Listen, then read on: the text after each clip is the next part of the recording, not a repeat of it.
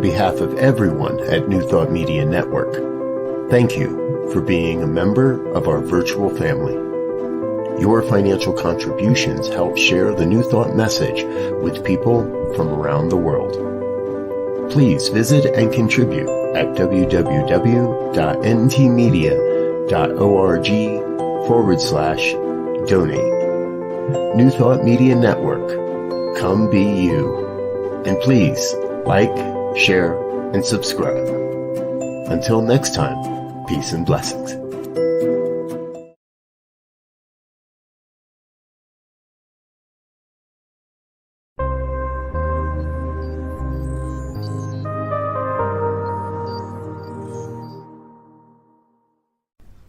New Thought Media Network.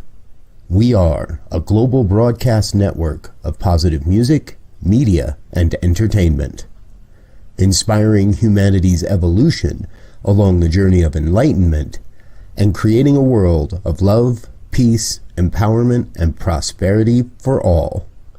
New Thought Media Network.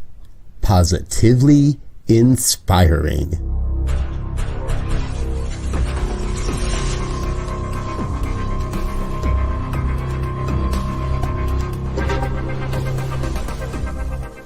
Live from a secure concrete bunker somewhere in Ohio, New Thought Media Network presents Pastor Michael Mangus with Friday's Fireside Chat, spiritual conversation for today. Here he is from the secret radio room, surrounded by thousands of watts, Pastor Michael Mangus.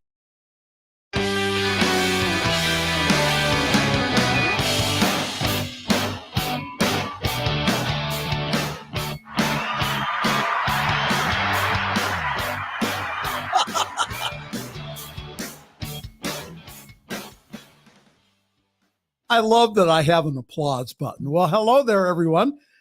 From across the United States and also around the world, it is time once again for another fun-filled, thrill-packed, and yes, it is guaranteed, always exciting edition of the Fireside Chat here on the New Thought Media Network. I am Pastor Michael Mangus. I am broadcasting this evening from the super secret radio room, surrounded by thousands, and I mean thousands of watts, in the secure concrete bunker somewhere around Akron, Ohio. That is so top secret. Only one person. And that is my producer, Diego Reyes. Only one person knows where it is located. Everyone else has no clue on where the top secret bunker is located. And we're going to keep it that way too. Well, hi there. We have a great show for you tonight. Please feel free to interact with us by posting your comments in the chat. And again, for all of my shy people out there who do not comment, I understand. All you need to do is send me an email, pastormichaelmangus@gmail.com, pastormichaelmangus@gmail.com. There, that'll get into my email. And usually during the week, I go ahead and read all your wonderful comments. So it's pastormichaelmangus@gmail.com. So the purpose of our fireside chat here is to have everyone get close to the fire here. Have your cup of cocoa. And for us to have a conversation about the tough issues. And as I keep saying week after week, I want us all to have a new thought about what is going on around us. And I also don't want us to shy away from the effects of what's happening in the world, because that gives us an opportunity then to add it to our prayer list, for us to do introspection, so that we can get rid of that within us. So there's a lot of good stuff that happens just because you watch the news. So I try to pick out stories that we can talk about just to make you more aware of them and to have you take a look at them from a spiritual perspective. It is such an honor this evening to have with us, all the way from the capital city of Ohio, Columbus, Ohio, our My friend, author, practitioner, and ministerial student, Sara Awad, during the pandemic, what she did was she wrote a wonderful children's book called You Can Talk to God. And yes, you too can purchase it this evening from Kindle for only $3.99. You can download it right now. No, it's a great book. It's a great book for you to read yourself. It's also a great book to read to your kids or grandkids, and also to share with your youth director at your local center so that they can go ahead and they can share it with their young people. So Sara Awad will be with us, and her brand new book, You Can Talk to God. Hey, Diego, guess what? It's fall. My favorite time of year, when the temperatures outside are a little cooler and the leaves start to change color. Now, should I send Winston Churchill, the chief mascot here at the New Thought Media Network, Winston the pig, there he is, should I send him a pumpkin? Does he like pumpkin?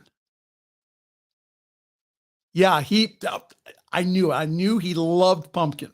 So we'll have to make a special pumpkin run for Winston, who is our mascot here on the New Thought Media Network. All right. Let's go into the news here. Some things to talk about from CNN. First of all, Hurricane Fiona. Canadians are bracing for what could be the strongest storm to ever hit their country's coast. Hurricane Fiona, which is already battering the Caribbean, is now forecast to brush by Bermuda before slamming into eastern Canada on Saturday morning. Residents in Nova Scotia and also the Prince Edward Islands are being warned to prepare for Fiona's impact. Let me say something. Hurricanes are nothing to mess around with. Again, if they're doing Category 4 or 5, do what your local officials are telling you to do. The Category 4 storm, which has already claimed the lives of at least 5 people and knocked out power for millions this week, will bring damaging winds, high waves, and heavy rainfall. So our prayers of protection are with our Canadian friends, of which we know that there's several communities up in Nova Scotia and also the Prince Edward Island. Also in the news, the Ukraine is back in there. Occupied parts of the Ukraine are voting in a sham referendum today on joining Russia. The referendums, which are illegal under international law, have been widely condemned by the West as illegitimate. Separately, long lines of traffic were reported at several of Russia's major land borders as Russian citizens attempt to flee the newly announced partial mobilization. Putin's trying to do the draft to try to get more people to go to fight his war in the Ukraine. Interesting. Again, we continue to support our brothers and sisters in Ukraine by praying for and also being peace. And we also continue to use our prayer power to speak words of peace to the other troubled areas in Africa and also in the Mideast. In other news here, a Democratic lawmaker in Florida is suing Republican Governor Ron DeSantis to stop him from transporting more migrants from the southern border, arguing last week's flights to Martha Vineyard violate state law. And let me just say that Ohio has a part in that a charter company, which is located south of me at the Akron-Canton Airport, they're the ones that lease the airplanes to Ron DeSantis. State Senator Jason Pizzo, who's a Miami Democrat, said that DeSantis illegally misspent taxpayer dollars by flying around 50 migrants from San Antonio to the Massachusetts island. Again, these individuals were not in his state. So let's understand here something. These migrants, as they are called, are all in the United States legally as they await decisions on their asylum applications. Now, should these refugees be given transport to another part of the country to be with family and friends? Of course. Should they be put on planes and buses to be shipped to areas of the country for a political stunt? Absolutely not. So for all of my Christian friends who quote from Leviticus all the time, let's get our Bibles out. Turn to Leviticus 19:33 and 34. This is what it says. When a foreigner resides with you in your land, you must not oppress him.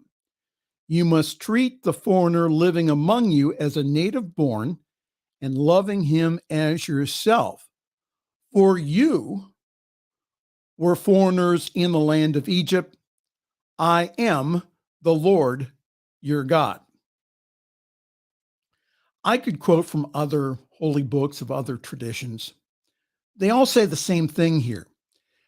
These individuals are fleeing their countries because of economic and political conditions. And I thought that the United States was made up of immigrants. My great-great-great-grandparents were immigrants to this country. So let us all call for humane treatment of all refugees. No, I'm not calling for open borders here. The individuals all being shipped to other parts of the country are here legally. Can we get that? They have or are going through an immigration process. Hi, you're watching the Friday evening Fireside Chat here on the New Thought Media Network. A couple of stories here. The Jewish University LGBTQ Club reaches a temporary truce in an ongoing legal battle. An LGBTQIA student organization and the Orthodox Jewish New York City University have all agreed to halt the enforcement of a court order requiring the student to recognize, or the school to recognize, the group as an official on-campus club while the school appeals its case. An appellate division of the of the New York State Supreme Court declined an appeal, and the university sought relief from the U.S. Supreme Court. Justice Sonia Sotomayor granted the school a temporary reprieve, which remained in effect until the court ruled last Friday in a 5-4 vote that it was too early to get involved in the case. The court left open the possibility that the school return once the case was heard in the lower courts. In a statement to the Christian Post last Friday, Yeshiva University President Rabbi Ari Berman advocated for the right of every university to work with students to establish clubs that align with the school's religious values.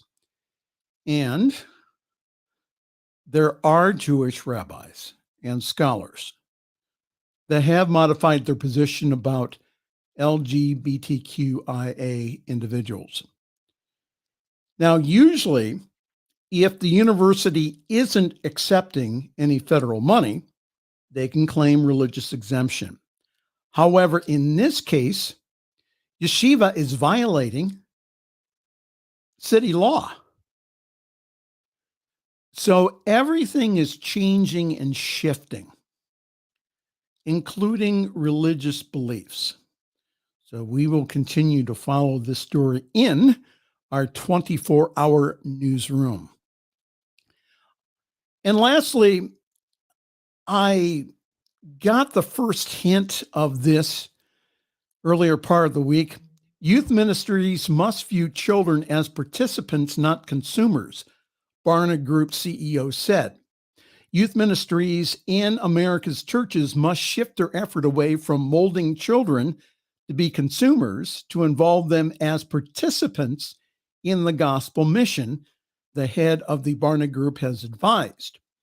David Kinnaman, who leads the prominent faith-based polling firm founded by evangelical pastor George Barna, gave a video presentation on Thursday at the Awana Child Discipleship Forum about the 5 shifts he believes that are needed to renew children's ministries. I'm just going to go to the end here because this is what I saw the beginning of the week. In an earlier interview with the Christian Post, Awana CEO Matt Markins said he believed that churches needed to invest more in child discipleship, also discipline, as research indicates that worldview formation is largely fixed at 13. Markins said this. He says, if we're looking at age 18 as the deadline, we're actually looking at the wrong deadline. It is 18. It is not 18. It is 13 because the Barna Group says that worldview formation is set then. So churches really need to be invested in what children are going through during those times, because what we are doing with 8-year-olds is forming what is going on to become the 13-year-olds. They softened their view a little bit during the week. In other words, can we say brainwashing? So listen, I am all for youth religious education. Our youth material in CSL and also in Unity focus on having a healthy relationship with God, themselves, and also each other. So the leadership of these evangelical churches are saying that they have to shift the focus from education into indoctrination. May I offer a word of caution here? As individuals mature into adulthood, they are going to start noticing inconsistencies in what they were taught in church and at home. I like the word discipleship for adults because it calls us as spiritual individuals to deepen our beliefs. However, that's not for children now. So what are these churches going to do now? Again, this is a very slippery slope between education and also child abuse. And there are so many therapy and support groups now for individuals who grew up in evangelical and fundamentalist churches. As the individual matures, the faculty of choice will come into play anyhow. So what are these churches going to do now? They are frightened that they are going to lose the young people into the world, or that their congregations are dwindling. You may be able to force your child to have certain beliefs when they're younger. However, what happens when those beliefs change? And God forbid, what if your children come to you and say that they are gay or transgender? 2015, Diego. Is that still within the timeline? Okay. All right. Well, hi there. Welcome. This is the Friday evening Fireside Chat here on your New Thought Media Network. Pastor Michael Mangus with you. We have a few announcements here, and then we'll go to a break, and then we'll have on author, practitioner, ministerial student, Sara Awad, all the way from Columbus, Ohio. She'll be talking about her new book, You Can Talk to God, which is a brand new children's book that teaches little ones about our wonderful prayer form of spiritual mind treatment. You Can Talk to God. Author Sara Awad will be with us here in just a few moments. I'd like to remind you that again, that I'm parking myself here at Summit CSL. For more information, go to summitcsl.org. There and only there, you'll find more information about our wonderful community, plus also get all of the Zoom links and also passwords to get in to our service on Sunday mornings. Our service is at 10:30 Eastern, 7:30 Pacific time. It is great.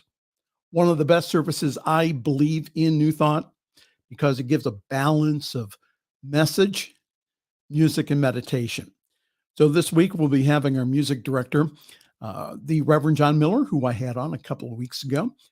John will be giving a wonderful message this Sunday morning. So go to summitcsl.org for more information. All of the Friday evening fireside chats, and also anytime that I do prayer on the New Thought Media Network, that is all on our Facebook page, archived just for you. Again, our fall schedule is just unbelievable. We are bringing on new programs, new programmers, all kinds of wonderful things are happening. And the reason being is because that you care about us, that you go ahead and you sponsor us and all the wonderful things that we're doing here. So go to ntmedia.org/donate. There, you can give a very generous one-time donation, or you can do like I do and give a sustaining gift each and every month. When you do that, what happens is we know that the money is there. We know that, again, that we're able to pay out salaries. We're able to pay for equipment. We're able to do all the things that we need to do, again, to get this message to the world. That's one of the big complaints about New Thought in the past. They said, well, you're not evangelical enough. Well, we're not evangelists, but what we do is we share this message to people who are willing to hear it. And again, because of the climate that we're in, not only the political climate, but also the world at large, we have more and more people calling themselves spiritual, not religious. Well, welcome to New Thought. Again, go to ntmedia.org/donate. There you can also find out about all of our great programs. All of them are archived. So if you miss one, not a big deal. Just go on our YouTube page. There we archive all of our programs just for you. All right. Okay. Sara Awad is next with her brand new book, You Can Talk to God. This is a Friday evening fireside chat here on your New Thought Media Network.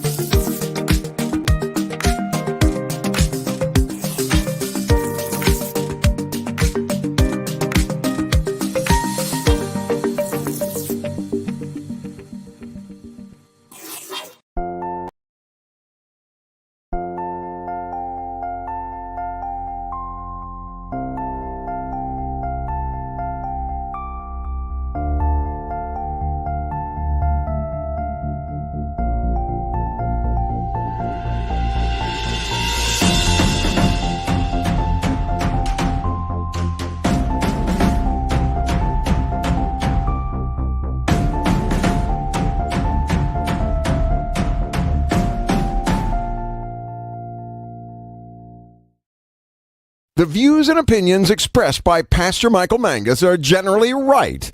However, they are his own and do not reflect the views and opinions of New Thought Media Network, Centers for Spiritual Living, or any other person living or dead.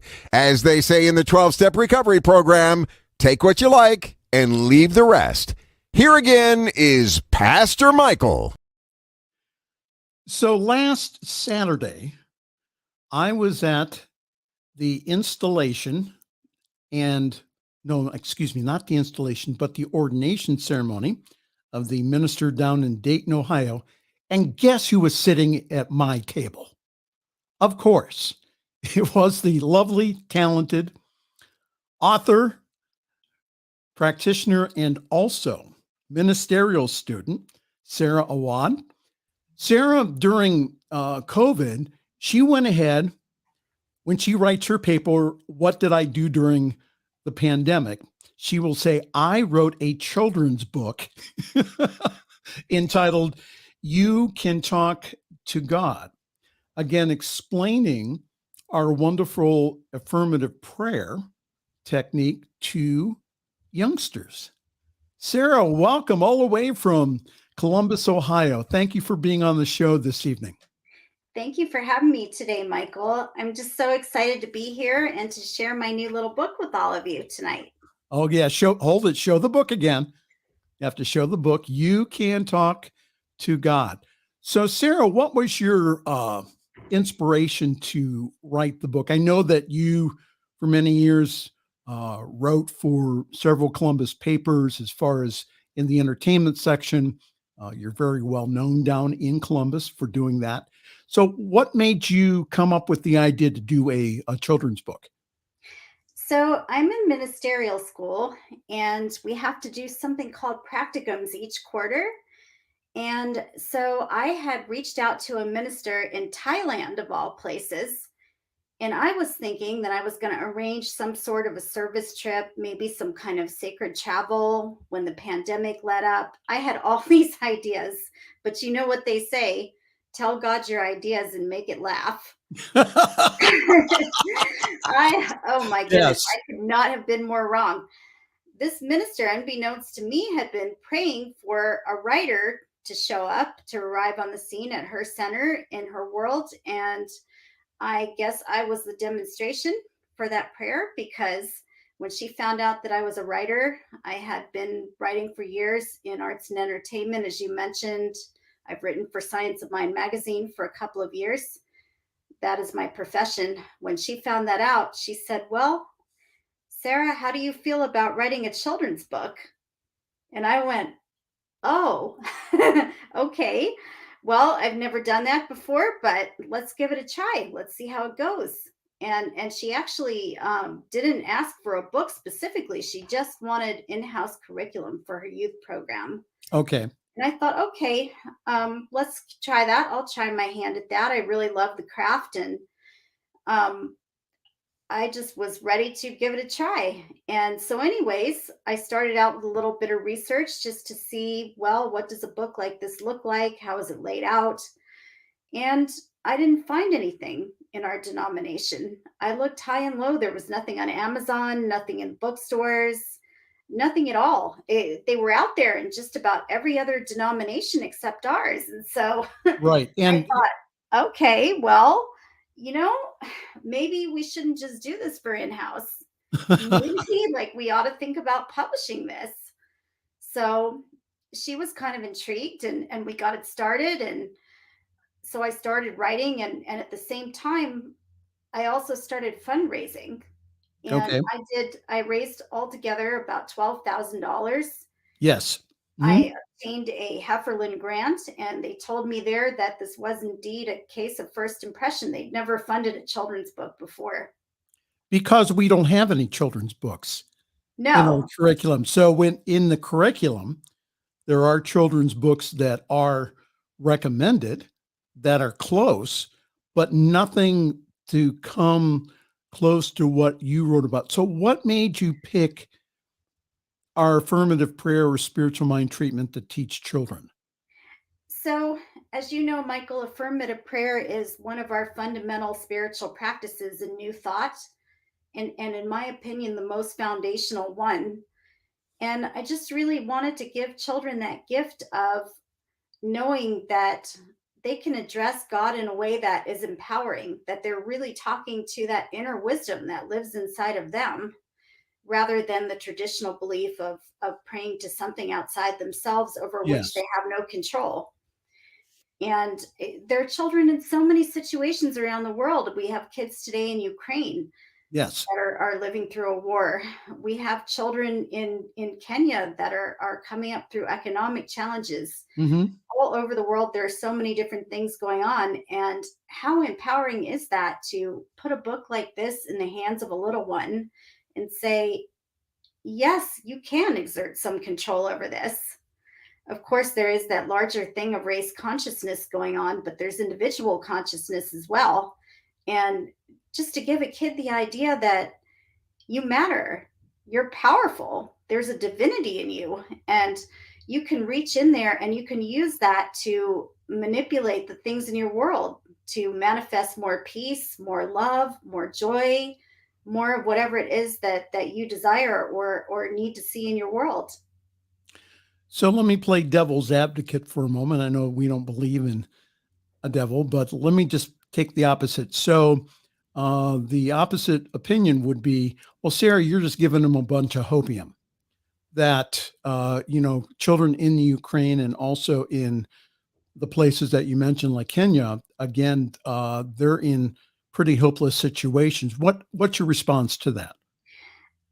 So we don't hide the fact when we're teaching adults that there is a larger collective group consciousness at play. Every group has a consciousness, whether it's a small collective of people, it's a city, it's a school, it's an entire nation.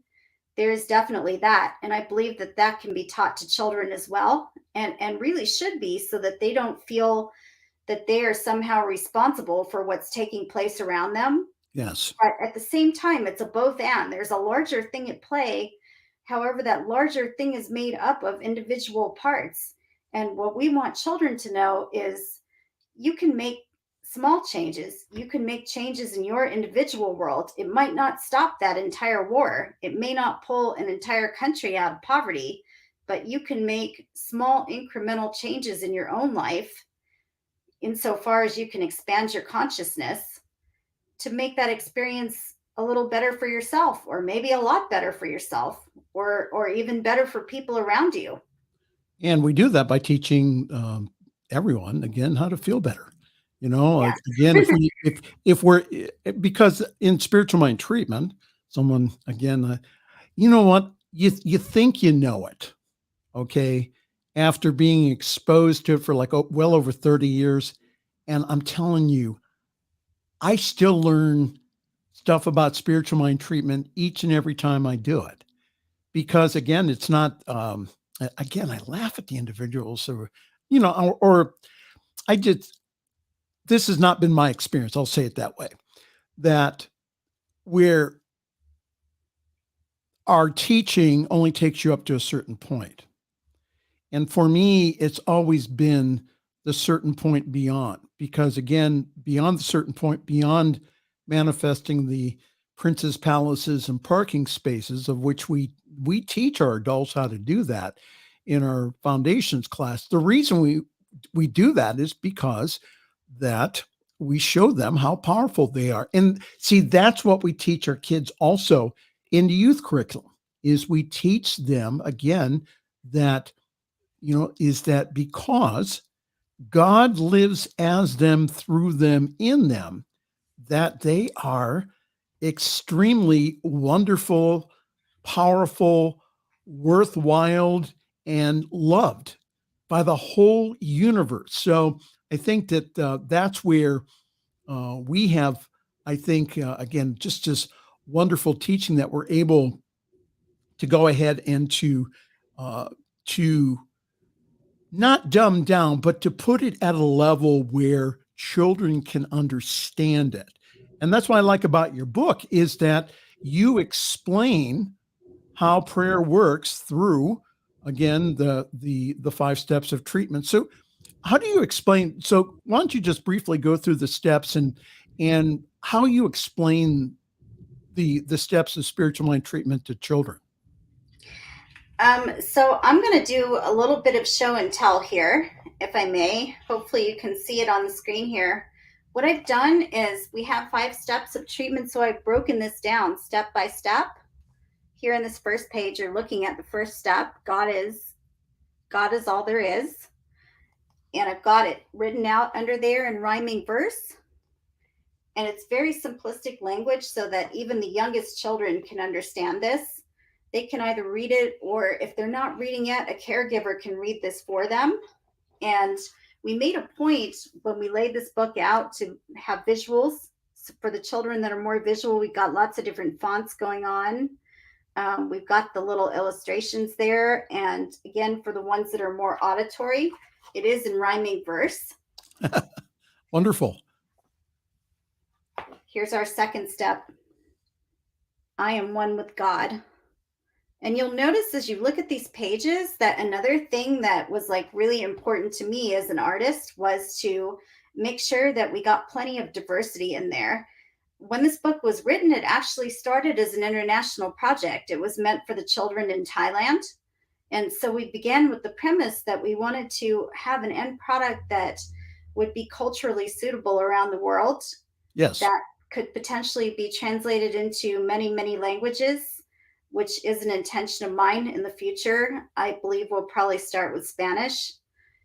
And I also wanted to make sure that every child could see a little bit of him or herself there. So if you look at the illustrations, you'll see a mix of genders. You'll see a mix of different ethnic heritages there, different types of abilities. We've got a child signing there, one in a wheelchair. Yes. Diversity was very, very important to me. At the time that I wrote this, I actually was studying diversity in ministerial school. I had a class with Tracy Brown, who does a lot of diversity work in our movement. And thank you, Tracy, for teaching me and instilling me. Tracy watches our show, by the way. Hi, Tracy. Yes. Hi, Tracy, if you're watching.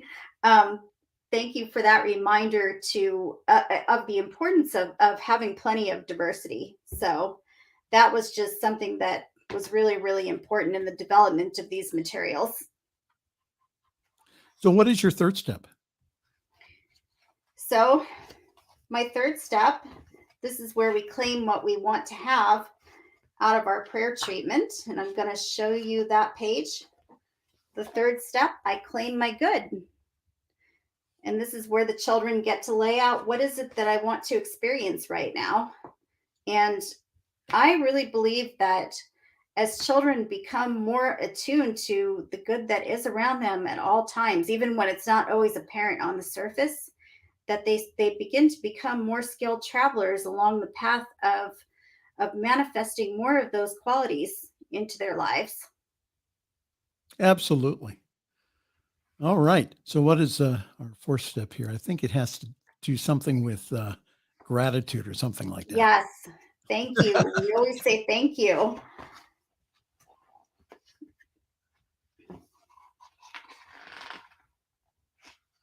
Here's our fourth step. I give thanks. And again, we see the children saying thank you in lots of different languages there. And the idea behind this is that gratitude multiplies our good. So this is just to remind the kids to say thank you in advance, because in Science of Mind, we don't teach that we're asking an outside God for something. We're knowing this as God. So what we're doing is we're giving thanks in advance for the good that we know already is. So what's our last step then? And the final step, the one where we just get to go, it's done. I let go and I let God. So this tells the children that we've done our steps, we've done our prayer treatment, and now it's okay to just let it go. Just take a deep breath and to know God's got this. God's got my back. But there is a little something more. Go ahead. After we say it's done, we have a saying in New Thought, treat and move your feet. Yes. And so we encourage the children to ask themselves that question, what is mine to do in this situation? And we want them to look for those things, to follow that inner guidance. And when something comes along that is within their control, to do that and to do it very joyfully, because it's not a chore. It's more of an inspiration, like, wow, I get to do this. That's a great idea. And just to do the things that are within their control, but also at the same time, to just have that trust and that faith that there is something larger than them to which they're connected that's got this. They don't have to do it all alone. So did you mention anything about the impersonal law in it, or you just went ahead and just said, well, they'll find out about that later, about teaching the whole idea of the farmer putting the seed in the soil, the soil being the impersonal medium, and then the farmer leaving it go. Go ahead. Yeah. So in step 3, I go into that a little bit. And that's just about this idea of we have a blank page. I'm going to read to you a little bit from this. And if you'll pardon me, I need to put my glasses on. When you speak your word and trust that it's true, then blessings will flow in abundance to you. Basically, this means we plant the seed. The law is like the soil. The idea that we have is a divine seed. And when we plant that seed, if we have a seed in the ground, we don't have to keep digging it up and looking at it and going, oh my gosh, is it growing? It's okay to just trust, to know that you've planted that seed into the divine mind, and just to trust that that's going to flower, that's going to manifest for you. And that just takes a huge load off your shoulders, because you can relax. You can take that deep breath and just go play and have that good night's sleep and not worry about a thing except the things that are within your control to do. We're talking this evening to children's author, also practitioner, and ministerial student, Sara Awad. If you'd like to get a hold of Sara, we've been putting up her email address also. Again, you can go on Amazon tonight, right now. You can download it for $3.99, or if you would like, you can go ahead and you can order it in paperback. This is a wonderful tool to read to your children, read your grandchildren. Again, it amazes me how many times that I see parents going ahead and putting screens in front of their kids. Well, why don't you go ahead and teach them a little science of mind? It's not going to hurt them. It'll only help them. So, Sara, explain to my 8-year-old God. I'm going to reference my book again for this. Okay. And I think that's a very important question, because we have all different conceptions of God. I think I would begin by asking the child, what is their conception of God up to this point? Because for many, many of us, and I know this was true for me growing up, we had this concept of God as the quote unquote guy in the sky. It was always male and it was separate from us. And we had these ideas about God being judging or punishing or fickle. And you had to recite the right words if you grew up Catholic like I did. And maybe God was going to answer that prayer and maybe not. Right. So I think it's important to find out what's already in their minds about it. But how would I explain it from a new thought perspective? Well, God can be anything, really, anything that you feel comfortable with. It can be an energy. It can be an acknowledgement of the wisdom that lives inside of you, because that's what we teach in New Thought, that God is an indwelling presence rather than something outside. I would make sure the child knew that God wasn't anything they had to be frightened of, or to believe that if they said the wrong thing, that their prayer was not going to be answered. I want them to really know that wisdom, that intelligence that they're calling upon is actually inside of themselves. It's one of their attributes. And Absolutely. I also want them to know that whatever they call it, whether it's spirit or it's universal mind or something else, higher self, higher intelligence, that all of that is okay, because we know that all paths lead to God. The name is less important. It's more how they feel comfortable addressing it. Oh, absolutely. And again, so how do you talk to parents who it seems that our centers are not attracting the young people as far as being in Sunday school because of several factors that we have now? They allow sports to be played on Sunday mornings. They also allow, also with families who are split, is that 1 week the dad gets the kids, 1 week the mom gets the kids. So how do you develop a program for your kids that allows them to get a steady influx of this wonderful teaching? Well, I believe that home teaching is really, really important. This is something that we can do anytime, any place that we are. Both parents can share in it. If they're not together, one parent can do it, a grandparent can do it. A child that's old enough to read, maybe just by making the book accessible to them. What I've done in this book, I'm going to show you this again. I have in the back of the book, there's some things that the children can do on their own. If you can see this, there's a coloring page there for the smaller children. And there's a page, here we go, where they can do their own treatments. I'm trying to get that centered on the screen for you. Yeah, my not working too well. six-year-old loves that. Here we coloring go. page. There you go. Yeah. Hold it in front. There you go. There we go. There it is. There's a page that you actually can photocopy if you want to use more than once. And this will give the kids a chance to write some of their own treatments. And what I've also done for Sunday school teachers and for parents that maybe just don't quite know how to follow up on the discussion after their kid reads the book, there's a whole section in the back here that is just all Sunday school questions. And I'm going to read some of them because I don't think they show up very well on the screen. Yeah, go ahead. These are just some really common things that come up when you're teaching kids about prayer. One of them is what to do when it's hard to believe, when you're praying for something, but like say you are in Ukraine, you're praying for peace and it just doesn't really feel to you like it's going to happen. What do we do then? That's one of the things I talk about here. And what happens when things just look bad or we feel bad?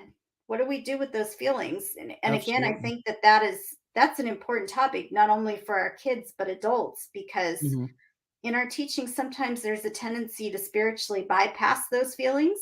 Oh, absolutely. Just to go straight to mind. Absolutely. No, I agree with that. Yes, we do have that human side too. So we have to acknowledge, what do we do? Because we're going to feel bad sometimes. People get sick, people get hurt, people feel emotional about things. And of course, what to do when I don't know what to pray for, because sometimes kids, especially really young kids, know that they need something, but they can't quite verbalize what it is. And they may be afraid, like, what words do I use? What do I say? And so it goes into like what to do when you aren't sure what words that you need to use. And I talk a lot about using our feelings rather than using words, because as Ernest Holmes taught us, our feelings, the emotion that we put into the prayer, the fire, as he called it, that's really what fuels that manifestation. It's not really a recitation of words, any particular ones, like in the Catholic tradition that I grew up in. It's more, how are we feeling? Like, what is our heart's desire? God knows what that desire is. And so I think it's important to let kids know that, hey, that's okay. Like, if you don't know exactly what it is that you want to say, God will get the message anyways. You just use the words you have. Go ahead. Yeah. And I talk a little bit about what to do when you pray and nothing happens right away, because there's that too. There's a divine right timing for everything. And a child may not automatically connect that. They may say, okay, I prayed for this and then nothing happened. This doesn't work. Now what? And again, you asked me about, what do I tell a child about God? There's a little section here on what to do if you don't like the word God, because in our New Thought communities, we do have, more in some communities than others, but we do have a significant proportion of people that identify as agnostic. They don't like the G word. They don't use the God word. Other people simply find it triggering because of their experience in other religious backgrounds. Well, I'll just say what I do. Okay. So when I have individuals, what I tell them, again, that you are absolutely right. We for years have spiritually bypassed. Okay. We for years have gone ahead and just said, well, feelings aren't important. That is what I was taught when I first came into the science of mind and spirit. So now what I say also from when I give a Sunday lesson is that notice your feelings. If you're being triggered by anything, it's being brought up for you for healing. So if Correct. you are being triggered by, even, I'll just say this, even us talking about you and I growing up Catholic, if that triggers something, again, that gives you some deeper healing. That's why in my congregations that I serve, I use the term God because that's what homes use. But we do a lot of re-education around that word. We go ahead and we say, okay, that's the word that we use within our wonderful teaching. Rather than going ahead and getting rid of the word, let's just examine the feelings around that so that we can go ahead, because it's not the word God. It's not the word Jesus. It's all the baggage that we have around that. And it's also all the baggage that you and I were taught growing up. I remember one time when one of the things that we used to do in grade school was we did adoration of the Eucharist, where they would put the Eucharist into some type of, I forget what that's called, but they put the actual Eucharist in Catholic tradition. They believe that when the priest says, "This is the body and blood of Christ," that is Jesus in the bread. Okay, so when I was growing up in the 60s and early 70s, we had the adoration of the Eucharist. Okay, so one week I thought, I'm going to put this to the test. This is like when I'm like in second or third grade. So I said, I'm going to put this to the test. So I prayed to Jesus that whole week. I said, Jesus, have my dad go to church on Sunday. Now, this is something that he did not do. My dad did not go to church on Sunday. But again, I see now what I did was I went ahead and I prayed and I let it go. I didn't worry about whether or not it was going to happen. I just went ahead and just let it go. And guess what happened? He went to church that Sunday. Now, did he go every single Sunday? Absolutely not, because he was more married to his boat than anything else. So his church was Lake Erie and going fishing. But the whole idea of that prayer works by principles. So the reason that the prayer was answered wasn't necessarily because, again, you can believe whatever you want about transubstantiation. That's the big term that the priests used about that. You can use whatever term that you want. It wasn't the presence. It was the presence in me knowing that my dad was going to go to church that Sunday, and then I let it go. And again, so that's, again, those are some things I think that are wonderful. And I had to do a lot of retraining because again, I grew up like you did. I grew up Catholic and had to do a lot of reconfiguring the whole idea of God in our head. So Sara, so how did you do that? How did you get involved in New Thought? That's a really good question, Michael. And I would say that my first introduction to New Thought, it was on the radio. It was with Wayne Dyer. He was on NPR radio, and I was in the car and I was listening to this talk, had no idea it was going to be on. And I was so intrigued. I just kept tuning in. And I ran out of radio shows. So I just started reading. I went to the metaphysical shelf and I read all of Dr. Dyer's books. And then when I finished those, just started picking up other things. See, I came from a background. I had a Catholic mom, but I also had Jewish people in my family. We had Muslims in my family. We had every variety of dogma that you could find out there. There was a little of that. and none of it resonated with me. And it was not until I was older, when I had children and started to look for a spiritual home, I desired to have that, but I still had no idea that there was a place out there where they actually taught what I was hearing on the radio with Dr. Dyer. And it just so happened that a friend, after I had tried on a few and hadn't quite found a fit, they mentioned this place to me. They said, oh, there's this Center for Spiritual Living thing in the neighborhood, and it sounds like something you might like. You should just go check that out. So I did. And oh, was it a fit? It was like a perfect match. Like when you get that perfect puzzle piece that goes into the jigsaw.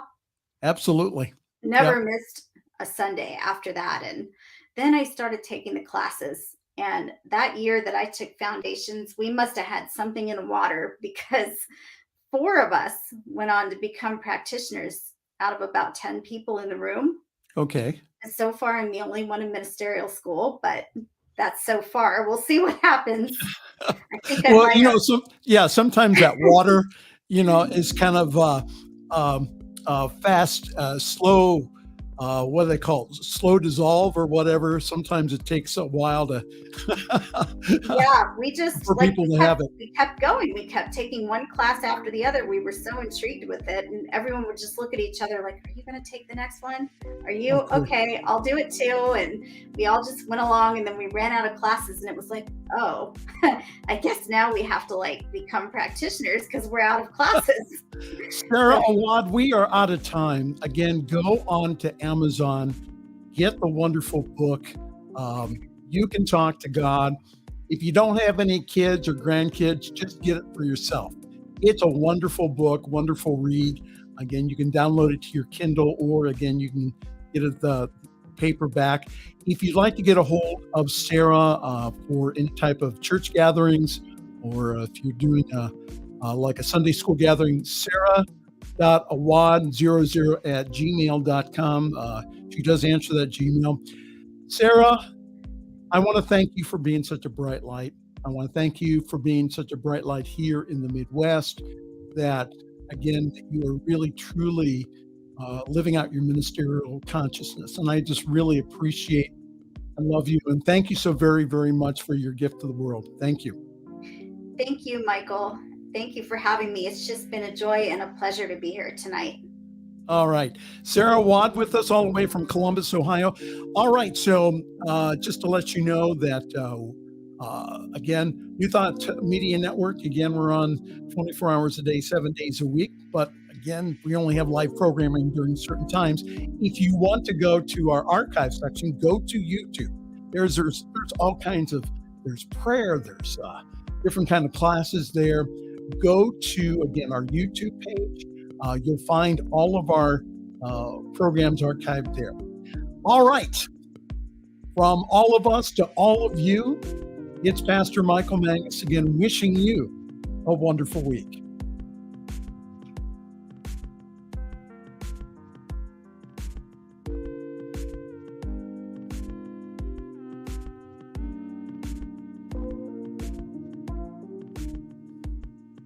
Thanks for joining us this evening for Friday's Fireside Chat with Pastor Michael Mangus. Join us again next week at 8 Eastern, 6 Mountain for more spiritual conversations for today. For more information and replays of past shows, please visit the New Thought Radio and Media Network's Facebook page. Until next week, may God bless you richly and abundantly.